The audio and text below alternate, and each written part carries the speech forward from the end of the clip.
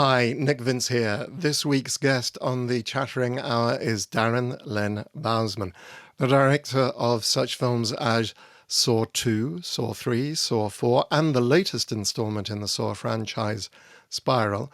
Plus, he has another film, Death of Me, recently released. We talk about those and pitching a Hellraiser film with Clive Barker to the Weinstein Company, filming in a haunted house, and much, much more. Up next on the Chattering Hour, Darren Lynn Bousman.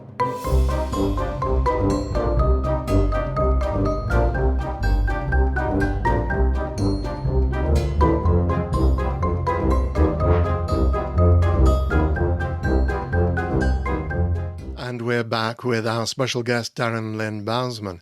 His three Saw films grossed more than $450 million worldwide, and his other films such as Repo the Genetic Opera, St. Agatha, Devil's Carnival are independent film favourites. He's recently released Death of Me, and the most recent installment of the Saw franchise, Spiral, will be out later this year. What I want to do is to kind of take you right back to the beginning, if I may. So you were brought up in Overland Park, Kansas, is that right? Yeah, I was born and raised in Kansas. I had a very traditional upbringing. There was no abuse or BDSM and hidden bodies in our family.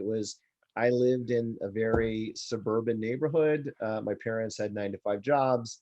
Had a very normal childhood in retrospect for all the crazy stuff that I've gone on and done since. Right, right. So kind of where did your love of cinema come from? Mm, well, it came from a love of October, and I'll explain that. In Kansas City, one of the big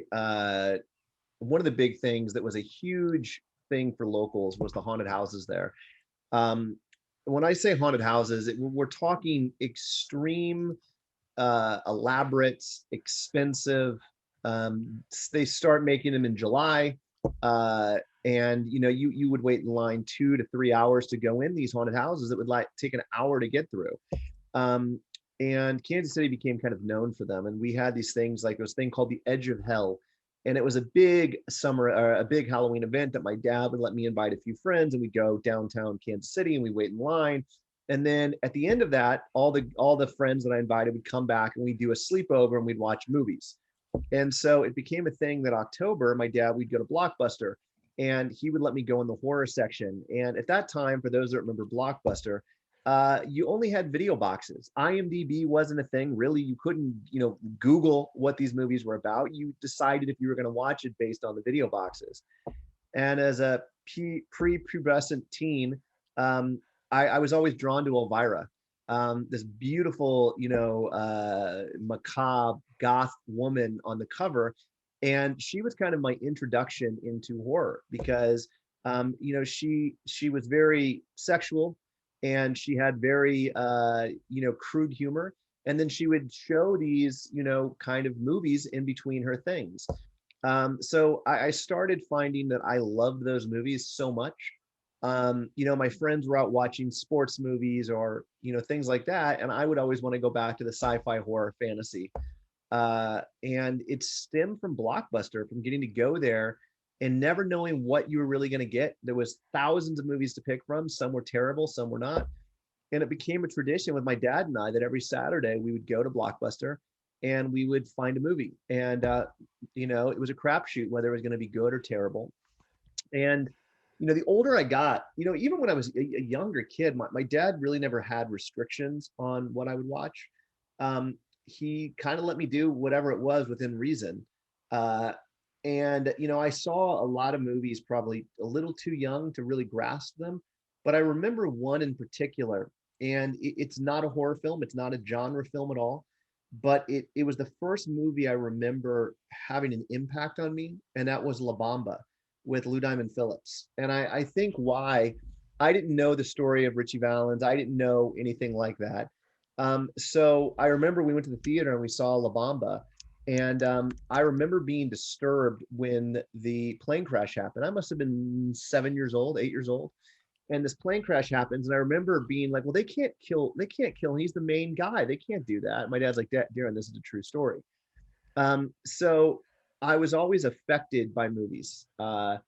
And you know, I kind of dipped my toes in some of the more menacing films a lot younger than I should have, be it Henry Portrait of a Serial Killer, Last House on the Left, or even Hellraiser.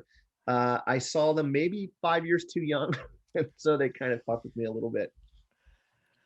Wow. Okay. So that's basically what kicked you off into your interest in the genre then? Was Yeah. that was a very definite, okay, leaning. Yeah, it was Halloween, man. It was all Halloween. It was that was my favorite time of year, and those were my favorite types of movies. And I can remember as a kid staying up really late. There was I think it was called Freddy's Nightmares, and it was Robert Englund doing like his Tales from the Crypt-esque thing. And I loved anthologies. I was always a huge fan of anthologies. When I'd go to my grandparents' house for the summer, he would let me watch Alfred Hitchcock Presents, and I loved those little menacing macabre tales, much more than I would like. They would watch Hee Haw, and then they would go watch Alfred Hitchcock Presents, and like I would roll my eyes at Hee Haw, but when Alfred Hitchcock Presents came in, I was like, holy shit, this is awesome. And you know, it as I got older, the love grew, and it kept me wanting to make and live in those kind of menacing macabre worlds. Wow. Wow. And you went to Full Sail University to study film? I did. Well, let me try to adjust my computer. I've got a new computer, and so my camera sits like 6 feet higher than my face is. So I'm in this weird. Hold on one second. I'm just gonna fix this. There we go. This is Okay. where you need a DOP, really, I isn't know. it? I really do. Yeah. So I went to college. I started off at Kansas University, which is in Kansas. Right. And then nothing interested me there. I was really big into theater. I was a big theater nerd. Oh, I was in a bunch of musicals. I loved music theater. Then I went to KU, and I majored in theater, and I minored in film. And neither of the departments of theater or film were great. Specifically, the film department, I was just, no one took me seriously. I couldn't get the time of day from the instructors. Uh, so I left KU, and I told my parents that I wanted to go to film school. And you know, my grades weren't great. I was not a good academic. So a traditional film school would not have worked for me. I don't think I ever could have got into a USC or UCLA. But I found this kind of technical based film school called Full Sail. And it was such a unique experience because the school was not traditional. It ran 7 days a week, and it ran on a 12-hour cycle, which means you could have class from midnight on Friday and go to 12 p.m. on Saturday. So and they ran 7 days a week, and they were trying to basically get you ready for filmmaking and what it's like in the real world. So it was a unique experience. I think the course was 16 months, 18 months. But in that 18 months, I went as many hours as I would have if I went to a film like a traditional university. Um, yeah. yeah. I was going to say, do you have any standout memories of that time? No, you know, Full Sail, which was great, was it let me be weird. And I was very definitely weird there, and I got to make weird projects. You know, you're in a small class. I think my class was maybe 40 people, and you follow those 40 people throughout the entire 18 months. You're always with those 40 people. And I was picked to direct the 16 millimeter and 35 millimeter film. And you know, everyone submits ideas, and there are hitmen, and there are monsters, and there's all this stuff. And I chose music, and I wanted to do a musical, so I made a horror musical when it was my first short film called Winter Follies. And it was a short musical, rock opera kind of thing. Um, and I remember the school being like, "Do you really want to make a musical horror?" And I was like, "Absolutely, I do." And so I shot Winter Follies, and then about five of my friends from film school all got in a car, and we decided. Oh, before that, we were going to make a short film that we wanted to be our calling card into LA, something that had nothing to do with the school, something that was wholly unique to us, and we were going to shoot it when we left film school. So we went to Roanoke, Virginia, where one of the producers, Sean Mason, lived, and we shot it in his hometown. Well, you know, horribly enough, the week that we shot it was 9/11. And I remember that we were filming a sequence, and on camera, one of the actors, Jay LaRose, who's one of my closest friends, has been in all my movies. We're shooting the sequence, and we're at a big conference table, and in it, you hear the first AD come running in and say, "The tower has fallen," and you see Jay look up on camera, and all like the whole. It's funny because that shot actually is still in the short film, but that was our first short film. And what happened was we were shooting on 35 millimeter, and we could not get film in. Film was, they grounded all flights, obviously. So I remember this very vividly, that we had like 4 days left to shoot the film. And we spent, I mean, I want to say $100,000 on the short. I mean, back in 2001, that was an extreme amount of money. So, I mean, it's an extreme amount of money now. So I remember Jay and I got in the car and we drove to find film 3 states away, in the middle of the world, basically just spiraling out around us. Finished the movie. And then the five of us all drove to LA with this movie, thinking that Hollywood was going to open the doors to us because we had this great short film, which, by the way, was terrible. But we didn't know that. We thought it was great.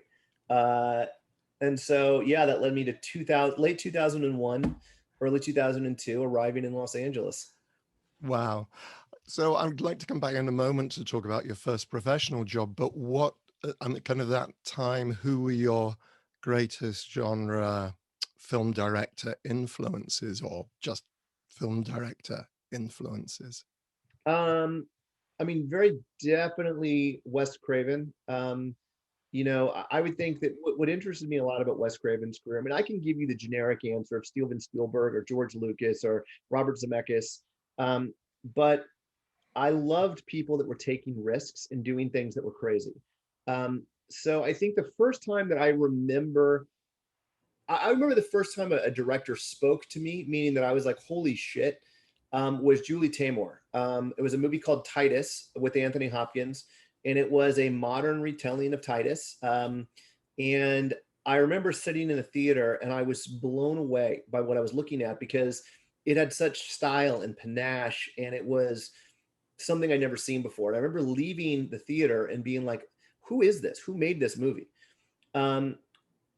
That was my first filmmakery love, was Julie Taymor and her style. But if I go back to the movies or the filmmakers that influenced me, I think Wes Craven did, because he made a bunch of really, really nasty movies in the 70s. And then he kind of pivoted and started making commercial movies. So he did Last House on the Left, or he did The Hills Have Eyes. But then you look and he pivots and he does something like Nightmare on Elm Street, which is a much more commercial movie. Then he, pivots again and tries his hand at a romantic movie. So I just was always fascinated by Wes Craven. Darren Aronofsky, I was a huge, huge fan of. I remember seeing Pi, and I was so blown away by the style of Pi that I actually picked up the phone and found his phone number and called him. And he talked to me for an hour, which was insane. He was actually shooting Requiem for a Dream at that time. But Terry Gilliam, I loved his insanity and things like Brazil. I love anyone that's just crazy. And when I saw Brazil the first time, I was so taken aback by the style, the look, the production design, the costumes. Jim Jarmusch, another one that just does really weird, crazy stuff. David Lynch, any of those filmmakers that will take risks and do things that not everyone else is doing, I am an absolute fan of. Right. So what was your first professional directing gig then? Well, so I have a fun story. It would take us 6 podcasts to go through how this happened, but I bounced around from job to job. From being a PA on movies like Van Wilder and the X-Files to being a development associate. But I landed at an agency where I was an assistant. And after being there for a few years, I realized wait, before we go to that story, which leads into Saw 2, I'll step back even before that. I worked in the tape room of a place called The Firm. And my job was to dub videotapes. That was literally what I did. I would dub VHS tapes. So let's say, for example, this is a funny story, which comes full circle. I was working there during Sopranos, and Samuel Jackson was a client. Samuel Jackson was on set and wanted to watch Sopranos. So my job was to videotape Sopranos for Sam Jackson, send it to whoever set he was on, to keep the clients of The Firm happy. But I would also, like, they represented actors, directors, musicians. So I was a tape room op. After working there for a few years, I started getting really disillusioned and upset and ballsy. And one of my jobs was I sat in the music manager meeting, and I had to push play on any of their audio video stuff. So if they had a CD they wanted to play or a video, I would push play. One evening, I was there and I was broke and I was upset, and there's 40 execs sitting on a table, all these execs, and they represent Martin Scorsese and Leonardo DiCaprio and the Dixie Chicks. They're all everybody. And I'm sitting there, and Jeff Quantinitz, who owns the company, says, okay, how are we doing on the Static X music video? Static X was a heavy metal rock and roll band. And the manager raises her hand and says, we actually lost the director. Their album drops next week. We don't think we're going to get it done in time. And Jeff says, okay, well, then we're going to kill the Static X music video. And I stood up and I said, I'll do it. And everyone in the room turned and looked at me. And Jeff Quantinitz goes, who's this kid? And then my boss at the time goes, he's nobody. He works in the tape room. And then I stood up and I was like, no, I'll do it. And Jeff goes, what's your name? And I said, Darren Bousman. And he goes, Darren, see me in my office after this is over. And everyone was like, oh, he's getting fired. I was going to get fired. So the music manager meetings ends. I think I'm going to get fired. And I walk in there, and Jeff Quantinitz goes, so you can do this video? And I was like, I own a 35 millimeter camera package. I have a 3-ton grip truck. I'll do it. I'll do it for free. And then Jeff said, all right, you got yourself a deal. It needs to be on my desk in 1 week. And he gave me the lead singer, Wayne Static's phone number. Now, fun story. I did not have a 35 millimeter camera package, nor did I have a 3-ton grip truck. And so I leave that meeting and I call my parents and I'm like, Mom, Dad, I need money right now. And they, being the great people they are, sent me some money. And then I called Wayne Static up and I said, hey, I'm doing your music video.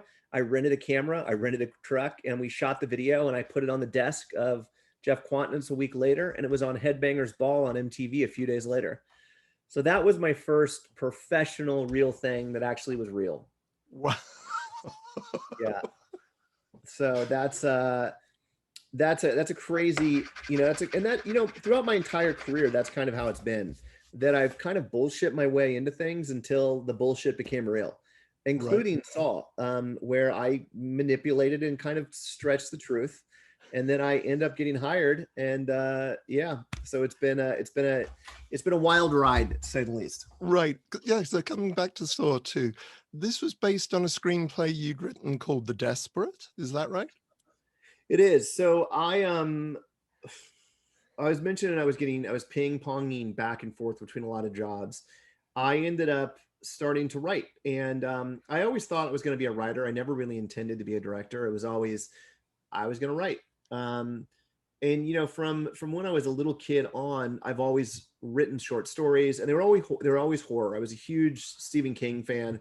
I started reading Stephen King at my first book fair at like 8 years old. I got the book called I think it was called Eyes of the Dragon, the Stephen King movie or book. I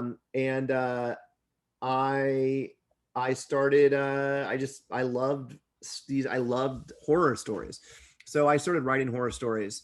When I got to LA, I kind of put writing down. I was busy being a PA.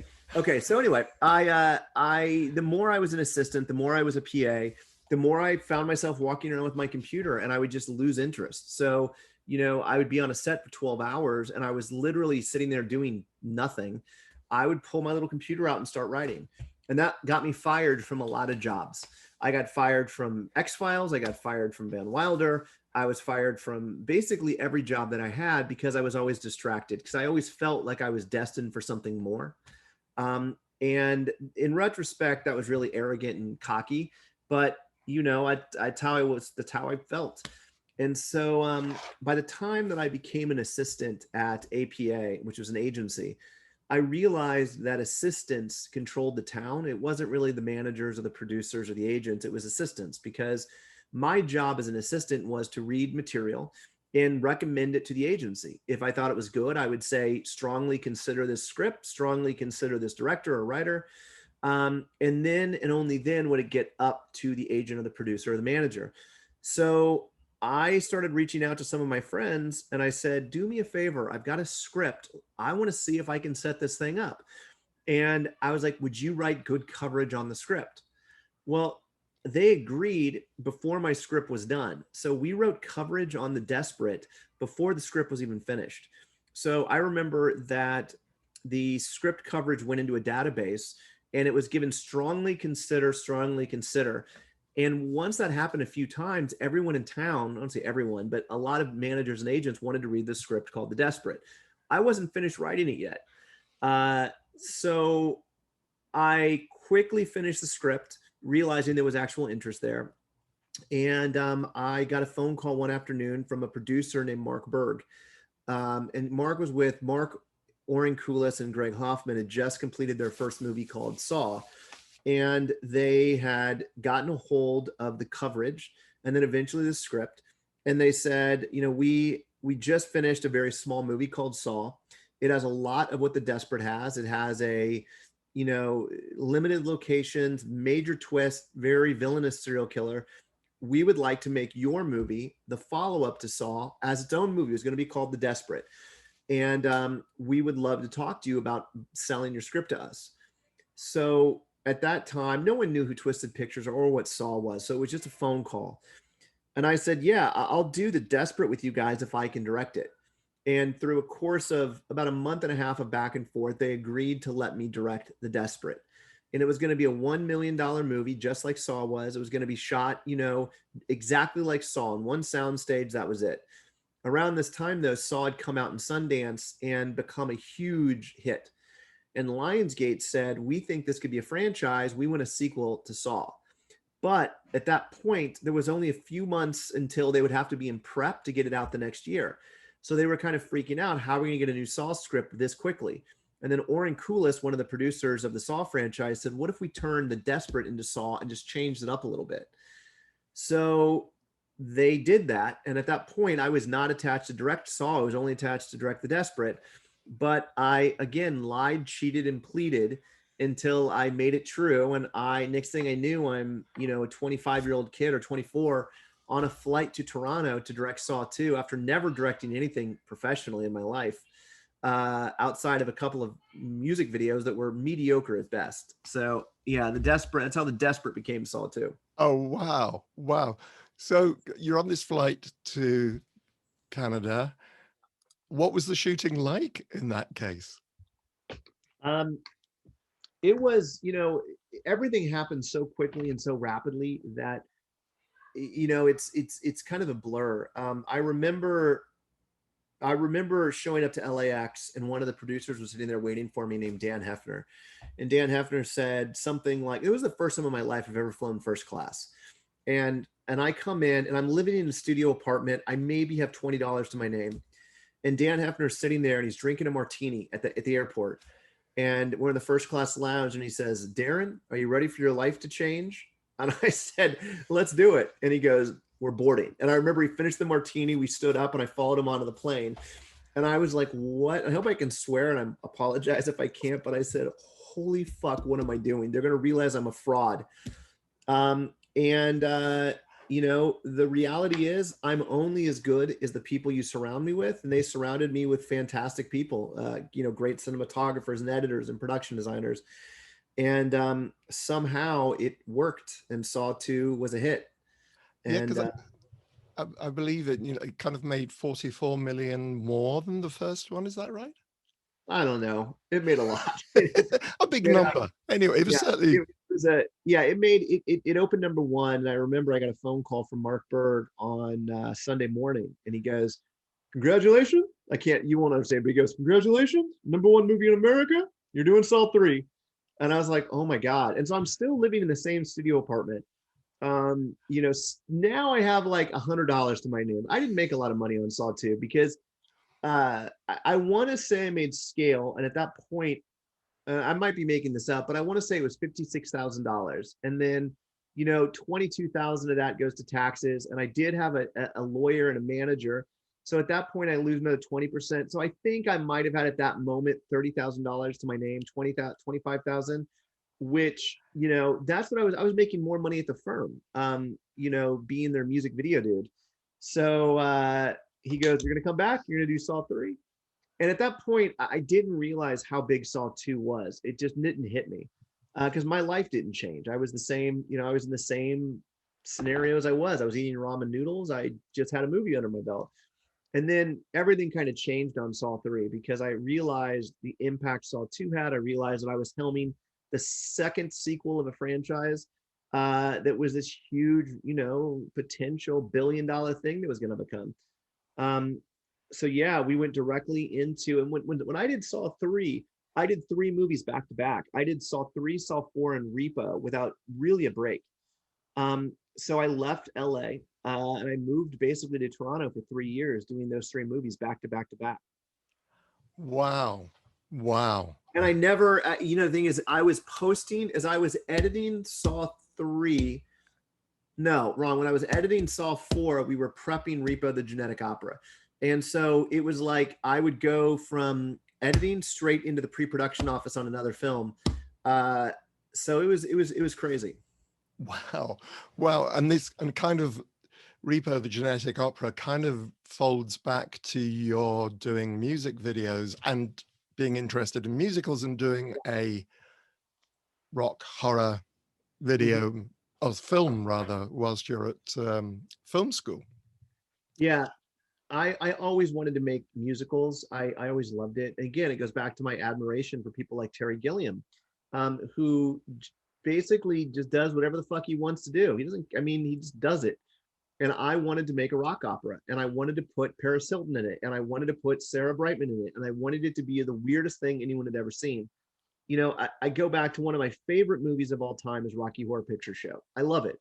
And it was so weird, and it was a what the fuck movie. You watch it and you're like, Tim Curry and like hose and bras and brassieres. What am I watching? And that's what to me makes it special and makes it cool, is it just the what the fuck factor. So I wanted to make a complete movie that every single person in the audience was like, what the fuck am I watching? And I think we accomplished that with Repo. I was watching it again yesterday, and again, just going over it again today. It really is. And you got PAUL SORVINO involved. How did that come about?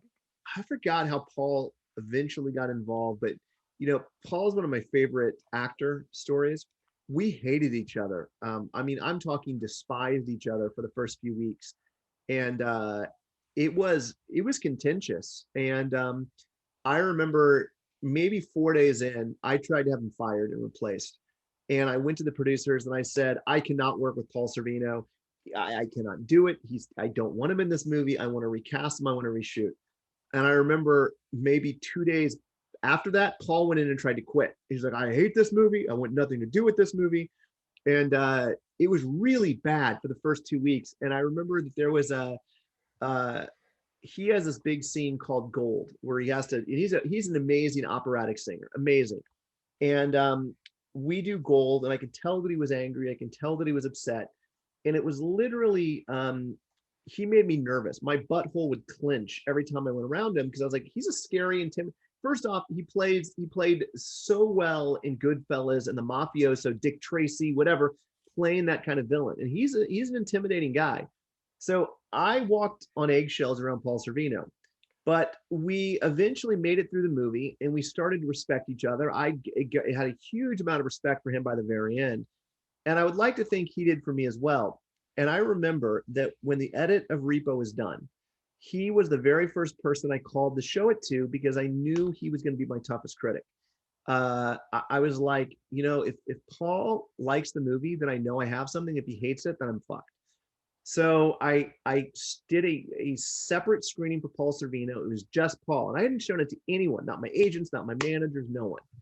And I remember watching him from the sidelines as he was watching it. And the movie ends and he's just kind of sitting there. and it's over, and he's just sitting there, and I see him look over to me, and I shit you not, he had like his eyes were teary, and he stood up and he hugged me, and he says, "I am sorry." He was like, "Any movie you ever call me on, I will do." He was like, "This is important." And he was like, "I don't want to die being known as some mafioso heavyweight." And he was like, "There's more to Paul." So he talks about himself in third person. He goes, "There's more to Paul Sorvino than a mafia guy. I'm an operatic singer. I'm a blah, blah, blah." And we ended up becoming best friends after that. Like, I ended up for the next 3 years going out drinking with Paul Sorvino, going to his house where he made pasta, going to bars with Paul Sorvino, and putting him in 3 more projects that I did. So, you know, I think that Paul is old school. Like, he's an old school guy. And here I come in, some, you know, young music video dude who shoots weird, overshoots coverage, does weird shit. And I think it took him aback for a second. And then the next thing I knew, he was one of my favorite people in the entire world, and still is. And I'll tell you, there's nothing more surreal than going bar hopping with Paul Sorvino, which I've done numerous times. I can imagine the looks. Yeah, I can imagine the looks. I remember going one afternoon or one evening. We were, I forget where we were. We were on we were on the Devil's Carnival. Maybe it was Devil's Carnival, which is another movie that I cast Paul in to play God. But we were somewhere, and it was snowing out, and it was like 9:30 at night. And Paul was like, "I'm hungry. Are you hungry?" And I was like, "Yeah, I could eat." And he goes, "Let's go to this Italian joint I saw around the corner." So we walk in the snow, and it's freezing cold. And we go there, and they closed. It says closed on the door. Paul knocks on the door, knock, knock, knock, knock. And after a few seconds, his manager comes and sees Paul Sorvino. And we're not in LA. We're in like Hoboken somewhere. And he was like, "Can we get some pasta?" And they open up the door, and it was just like Goodfellas. I'm sitting there in an Italian restaurant. No one else is there. And Paul Sorvino is ordering specialty shit, and they're bringing us bottles of wine. And I was like, this guy is my favorite dude in the world. So I love that guy. He's extraordinary, and amazing performances in the films. You then went on, after Genetic Opera, you went on to do 11, 11, 11, or 666, The Prophecy as it's known over here, which you wrote. So this was your first time to write and direct your own material. So how was that? That was that's a funny story, and I encourage anyone who wants to hear a real look behind Hollywood to listen to the commentary. That was the movie that, there's 2 movies in my career that I look back on. I'll only give you this one and tell you this one. I won't tell you the other one. That I'm like, that if I could remove my name from it, I would. And I'll tell you, basically, it's a cautionary tale. I am huge into conspiracies. I love conspiracy theories. And I was really at that time diving into beliefs and faith and religion. And I was struggling with my own bullshit. And I got approached by this amazing producer named Wayne Rice and said, "I got a movie. I want to know if you would direct it and maybe oversee a writer." And I said, "What is it?" And he goes, 11, 11, 11. I said, "What's it about?" And he goes, "I don't know. Figure it out. I just own the title. It's a date. It's coming up next year. Let's make a movie for it." And he knew about this 11/11 phenomenon. So I immediately accept, because we were going to Barcelona, which I love. And he goes, "We're going to shoot in Barcelona. You can do whatever you want." He goes, "There will be no one telling you no, but you only have this much money." And I forget what the budget was, but it was small. And I said, "I'm in." I was in. I could write it, I could direct it, I could do whatever I wanted. I said, "I'm in." It was the worst nightmare of my filmmaking career. From numerous aspects of it, from the set being haunted, and I shit you not, there are clips you can find online of the shit that happened to us, to I went to a very dark place. I'll give you some examples. So we shot in a house that was on the Mediterranean Sea. The house was, we were the first filmmaking crew to be allowed in the house after the murders and deaths in the house. And the house basically used to be, and I'm going to tell you shit that sounds so unbelievable, and I myself didn't believe it, but it's true.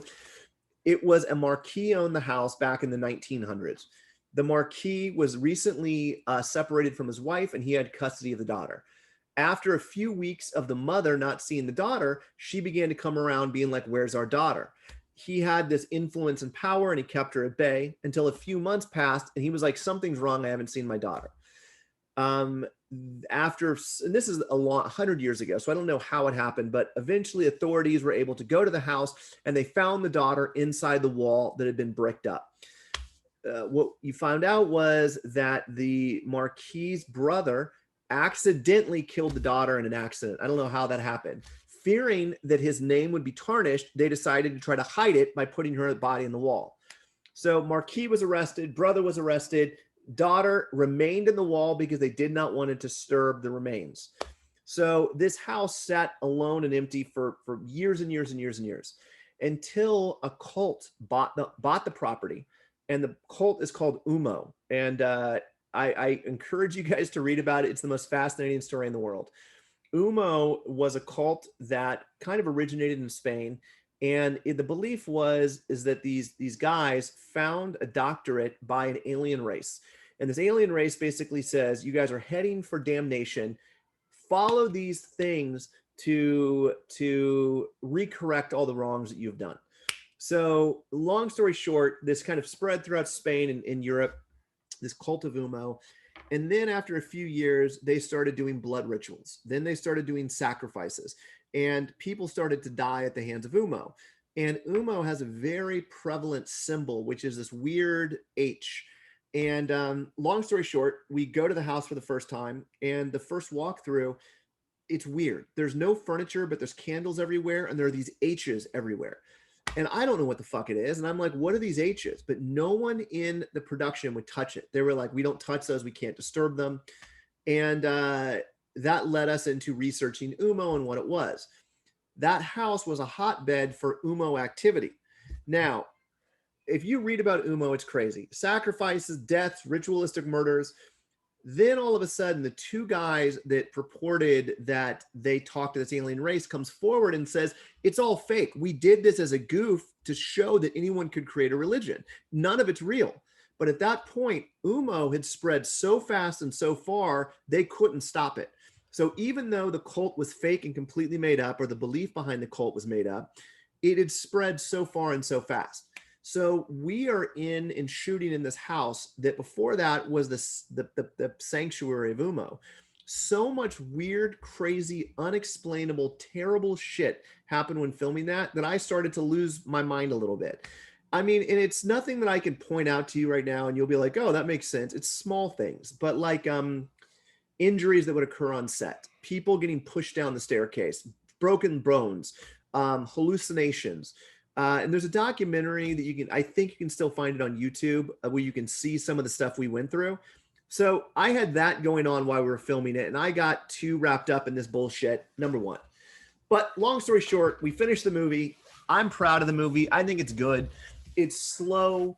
It's very, very slow. I wanted to basically do something that was my version of like those 1970s religious horror films, be it The Omen, Rosemary's Baby. And I finish it and I turn my edit in, and my edit is 111 minutes long. It's 111 minutes and 11 seconds long. And right when I turn it in, I get offered to go to another movie, The Barons. And I wasn't making any money on 11-11-11. I did it for the experience of getting to go to Spain. So I turn my edit in.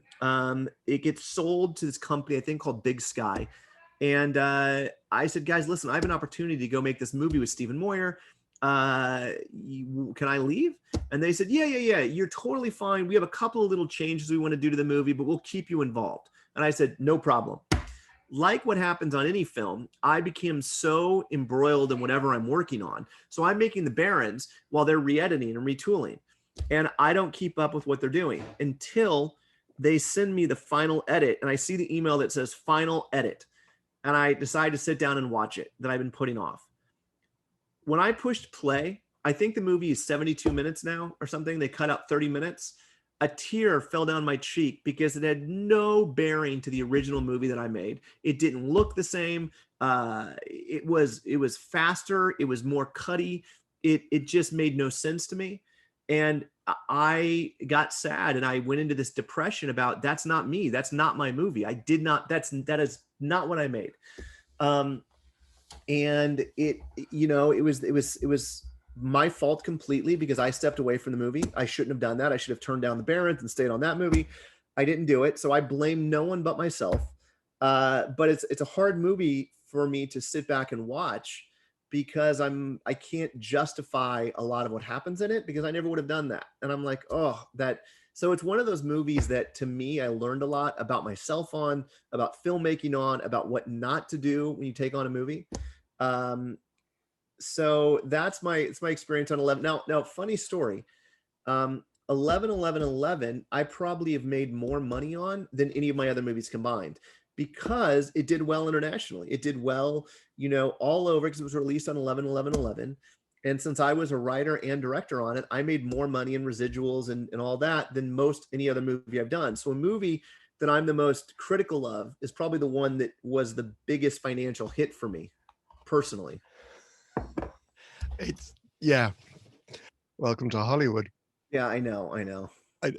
So, I mean, hopefully a more enjoyable experience. You mentioned you'd done The Devil's Carnival. Yeah. But also you went on to do St. Agatha. Mm-hmm.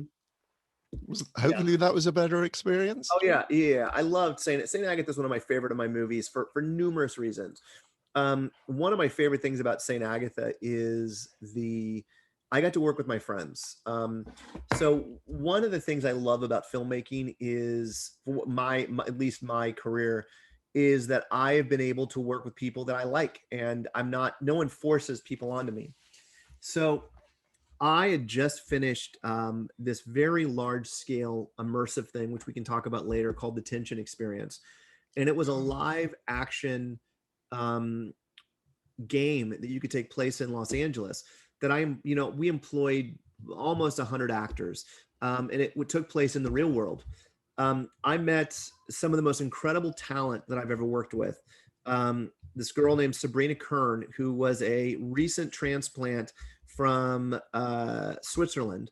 She lived in Switzerland. She came to Los Angeles to be an actor. And I hired her on Tension, not realizing that she even had an accent. Her English was so amazing, so just fantastic and I was like, where are you from? Are you from LA? She's like, no, I'm from Switzerland. And I'm like, Switzerland? And then she's like, yeah, I just come to LA to, try my hand at acting. I ended up being able to cast her as Agatha, who I basically was the lead of my Tension experience. 3 or 4 of the people in that movie I just finished working with on the Tension experience. So they let me bring in my cast.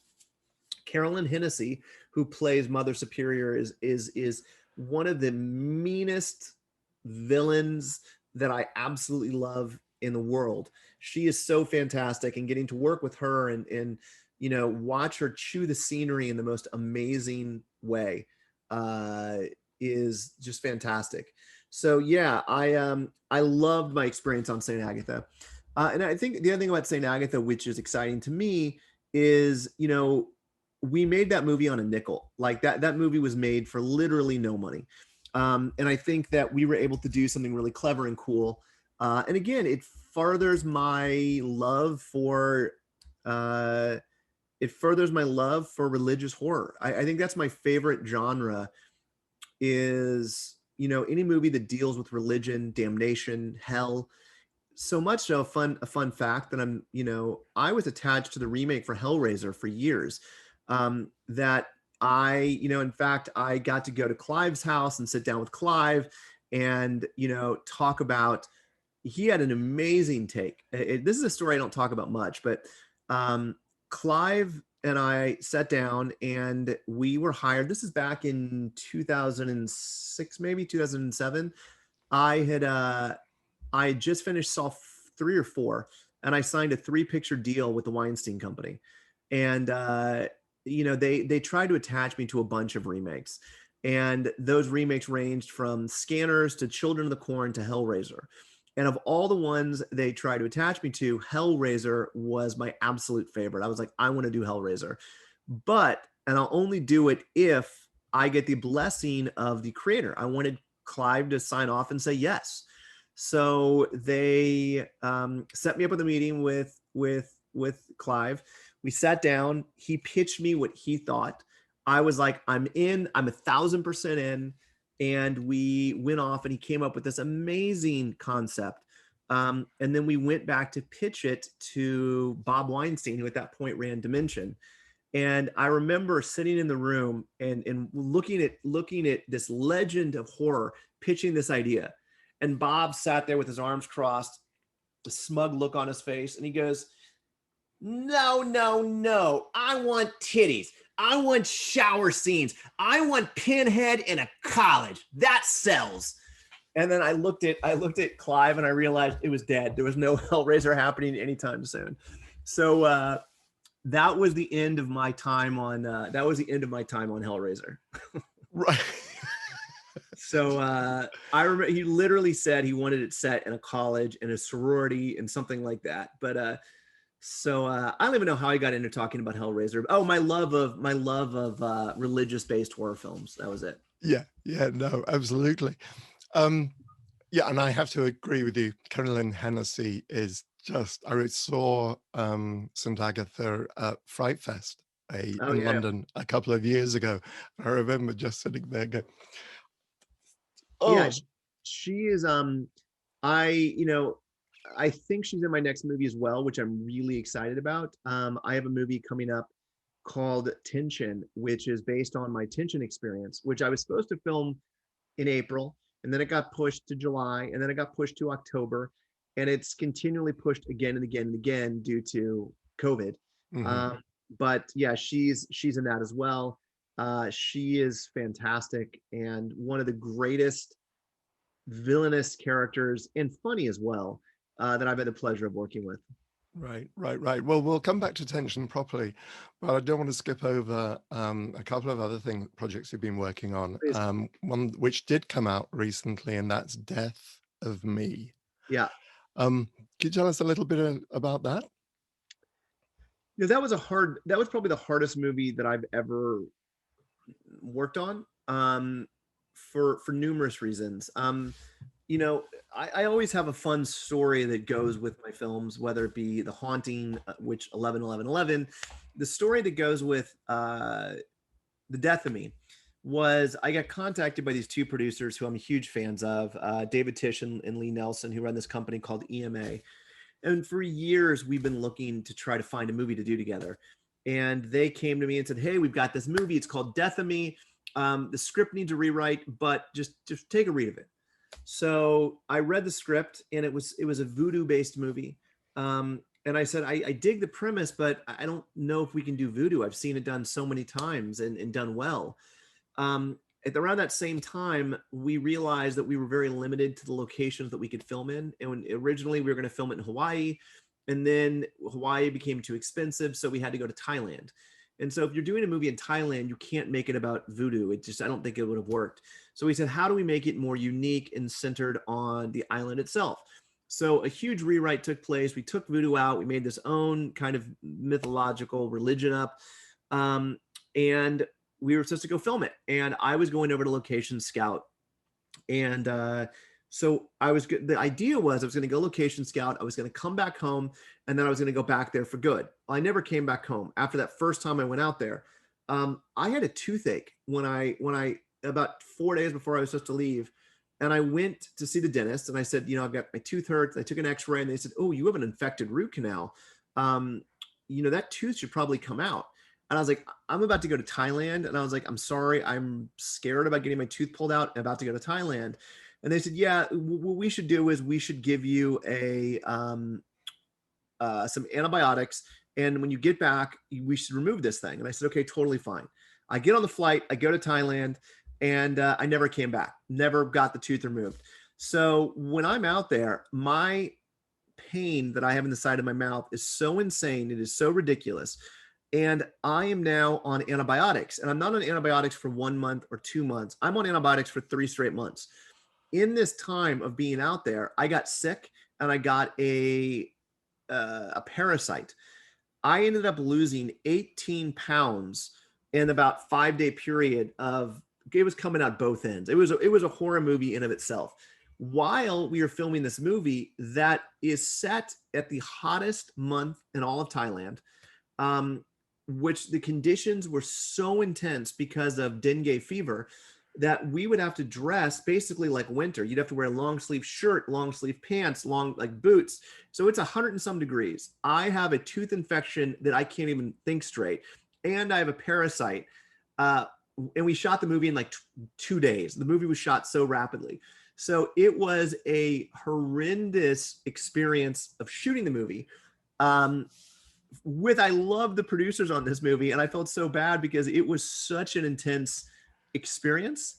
But yeah, Death of Me, it was awesome. I mean, I got to go to Thailand and shoot a movie, and you know, Thailand's one of the most beautiful places I've been, but it was intense. Wow. Yes. Oh God. Um, Better Time on Spiral with Chris Rock and Samuel Yes. L. Jackson.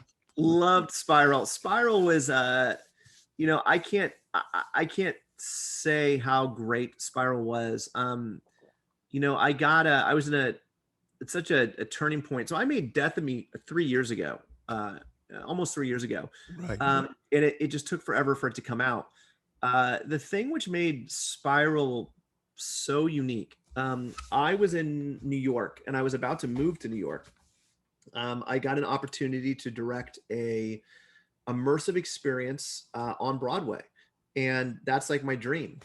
And I remember I was sitting in New York. I had just been given the offer, and it was an insane offer. I'm talking, it was insane. They were going to move my family and I to New York. They were giving us a suite in Manhattan. It was a dream. And as I'm leaving the offer, literally just got the offer, my phone rings, and it's Mark Berg, who's one of the producers of the Saw franchise.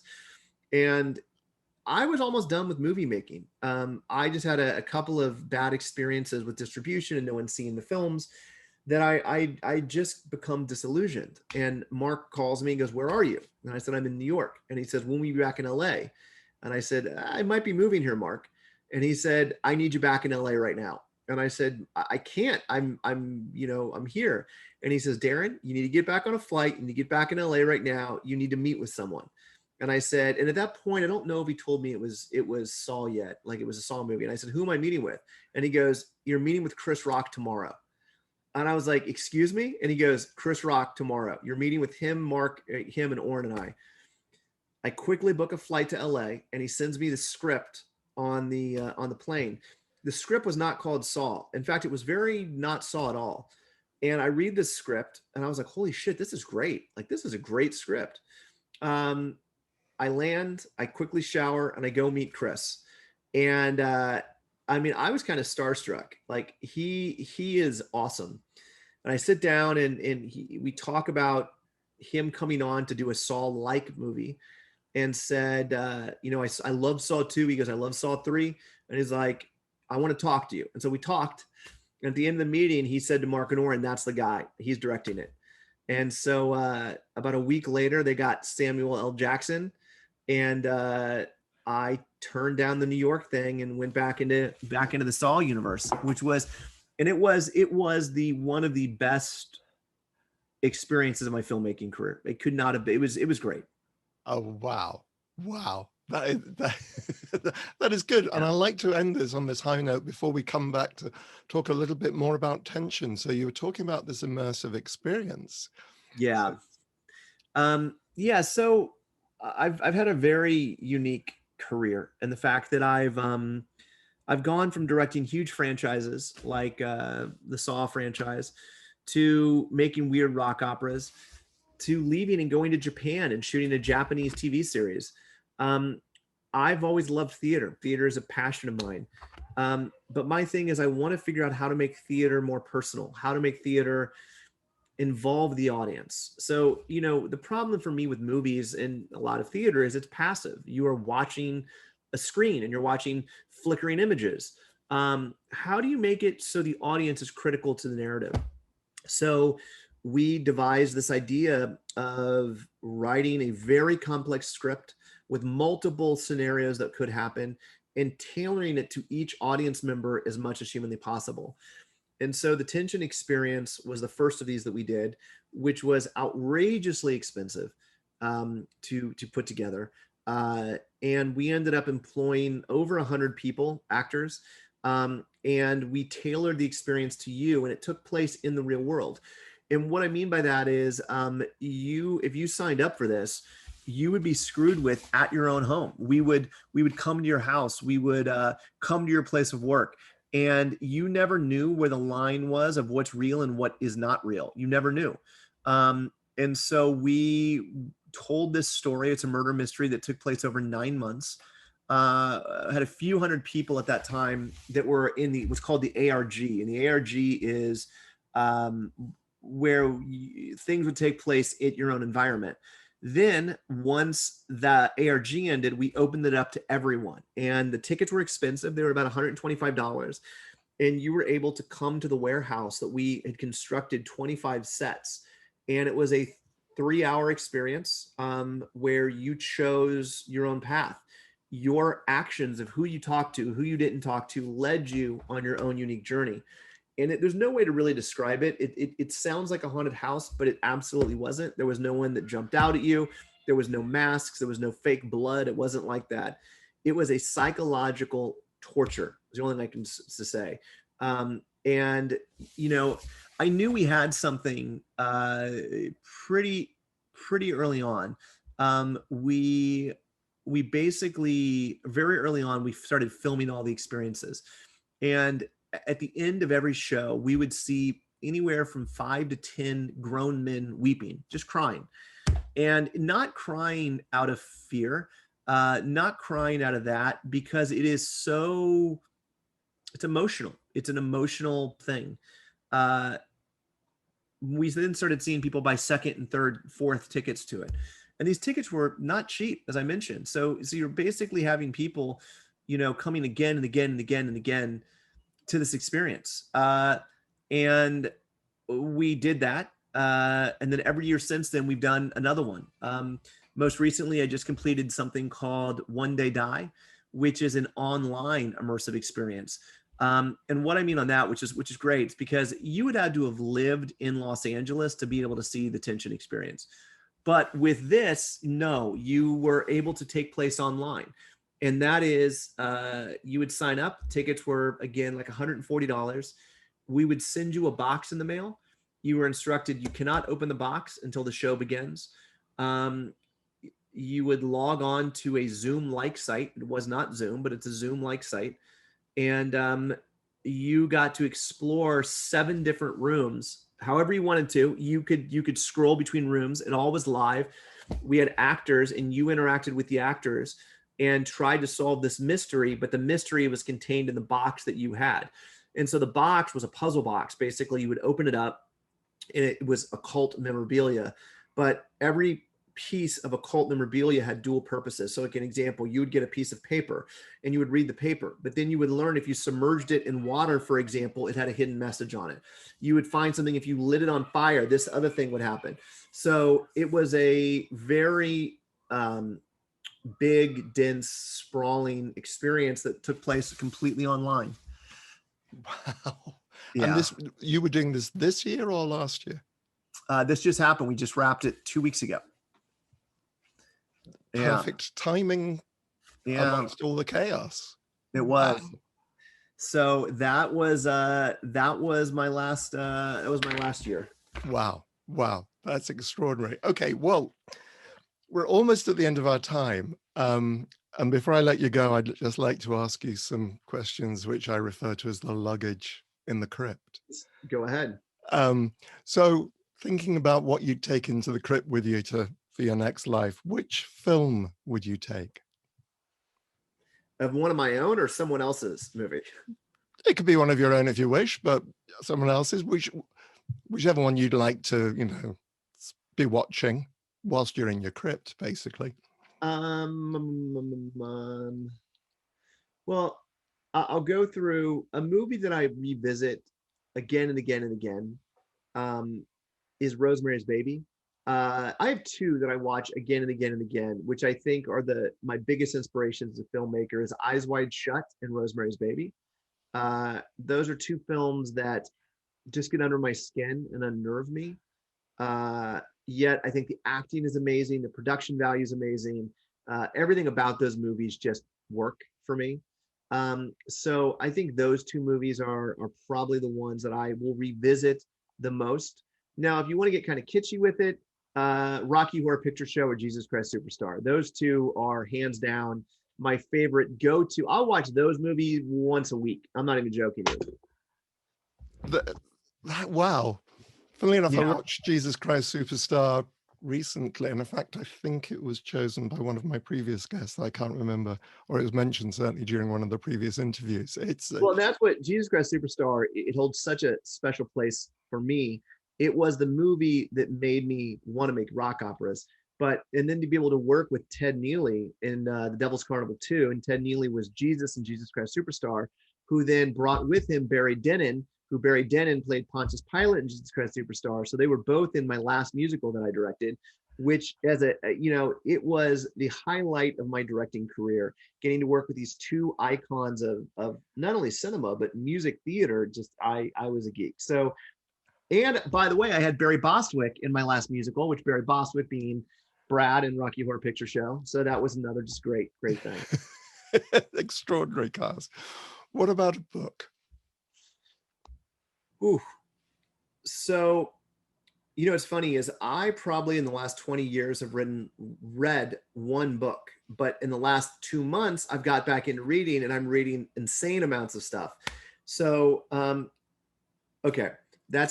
My favorite book right now is a book by an author named Jim Steinmeier. It's called The Glorious Deception.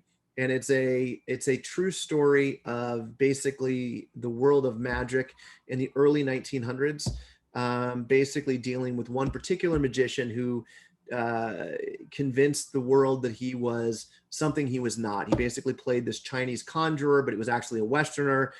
But it was like Deadwood. If you've ever seen the TV series Deadwood, I know. Yeah, it's like Deadwood, but set in the world of magicians and magic. It's fascinating. It's fun. It's educational. I love that book. And that's called The Glorious Deception. I'm also a huge fan of the Lincoln Lawyer series, and I've read all of those books. I love courtroom dramas.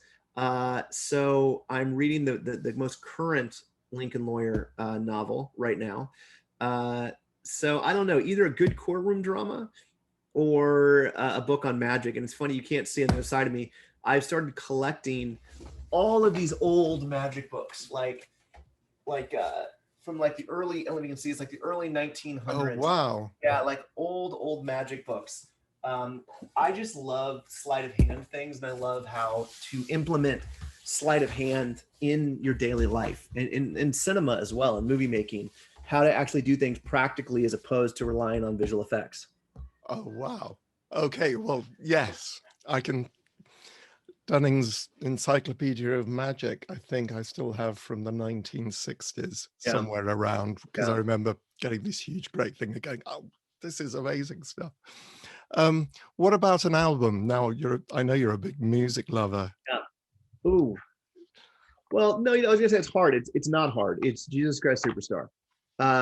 It is rock and roll, and it tells a story, and it's a song. It's an album that I know every single syllable of every single word, and exactly. I'm so much a fan of Jesus Christ Superstar that I can put it on in one room, leave and get a coffee at Starbucks, come back and be singing exactly where they are. And it's comforting. It's a thing that when I'm depressed or when I'm upset, I can put it on and it makes me feel better. And the same thing with Rocky Horror. In Tommy, in some respects, Tommy as well. Ken Russell's Tommy is another one of those movies that just blows my mind. But I don't think it would be, I'm not going to come to you and say it's going to be the Beatles' White Album or, Janis Joplin or something like, no, it's going to be a rock opera. It's going to be one of those three, probably Jesus Christ Superstar. Okay. What about a favorite food or drink? Ooh, favorite drink is going to be scotch, 100%. I'm now drinking one of my favorite bottles of scotch that I've ever purchased, which is called Octomore 11.1. I'm a huge smoky fan, and it feels like you're drinking fire. It tastes like a fireplace. Right. I love it. So favorite food. I mean, it's either a taco or pizza. I wish I had some refined palate, but I do not. So I I can eat tacos every day of the week, and I can eat pizza every day of the week. So you can't see. There's a reason you can't see my gut. I've made sure to frame it outside of my gut because it goes out to about here. You and me both. Yeah, lockdown has not been a friend as far as I'm concerned. What about a piece of visual art? Putting the movies to one side. Yeah. Just So Bosch, Harmonious Bosch, is one of my favorite artists. You know, he's an artist that if you look at, I mean, I'll just take one of his well-known ones, but like the Garden of Earthly Delights. You stare at that image, and the more you stare at it, the more you see, and the more fucked up it gets. So you look at it, you're like, oh, okay, and then you're like, oh, that guy's being shoved into a blender. that person's being torn apart by the crotch. You know, I love his work because it is so haunting. It is so, I mean, literally, the Garden of Earthly Delights could exist in the Hellraiser universe. I mean, there are things in there that are pretty, you know, pretty intense. yeah. I think Bosch, I have a book of his, just of his work, and you can just stare at it for hours. So if I was looking at a piece of art, it would definitely be that. Right. Yeah, I think I have a beautiful big Taschen book. That's what I have. Yeah. Yeah. I love Yeah. him. Yeah. Yeah, just extraordinary stuff. Okay, you like Scotch, but is there any other luxury that you'd like to take with you? Just something to make life a little bit, or death? Well, yeah, I would say coffee, because if I had to pick one vice that I cannot give up, it is coffee. Right. I drink coffee from the moment I wake up until the second I go to bed. I can have a triple espresso lying in bed, close my eyes, and fall asleep with no problem. I drink coffee so much. When I'm on set, I do double brews and triple brews, which is, it's going to give me a heart attack at some point.